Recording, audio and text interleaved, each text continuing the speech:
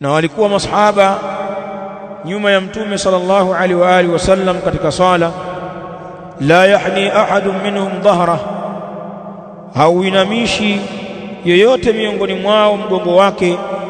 Hakuna yote alikuwa anainama kuinamisha mgongo wake, hata yakaa Rasulullah sallallahu alaihi wa alihi wasallam sajida, mpaka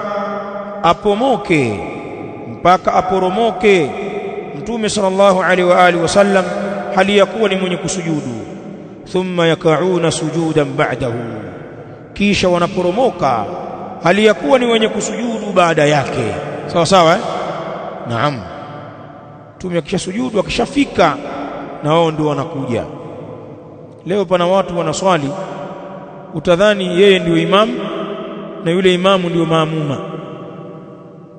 Kila tendo la imamu katangulia yeye, kwenye kurukuu kaanza yeye, kwenye sujudu tayari kidume kiko chini tayari, tena kinajifanya ni chuma cha mazoezi, kwamba ni mtu yuko fiti. Imamu tayari, imamu hajajigusa ashakwenda, na wale wengine wa kufungua swala hata imamu hajasema Allahu akbar, hasa zikisomwa zile sura zao zile, tunajua sabbihisma hii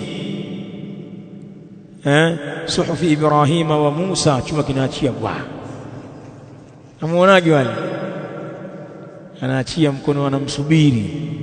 Sasa dawa yao hawa ni wale maimamu wa kuunga, suhufi Ibrahima wa Musa, wakati ameachia imamu ananyanyuka na sura nyingine. Sasa sijui atarudisha. Haifai kufanya matendo haya jamaa, yanafanyika sana, lakini wajanja hawa wanawafanyia wale maimamu waliowazoea. Anajua huyu imamu wangu sura hii haruki hapa, lakini wakiswali misikiti migeni subutu tuli, hajui imamu anatua wapi, si ndio Pia maamumu wasikuzoea hivyo bwana. Imamu tanawwa fi alqiraat.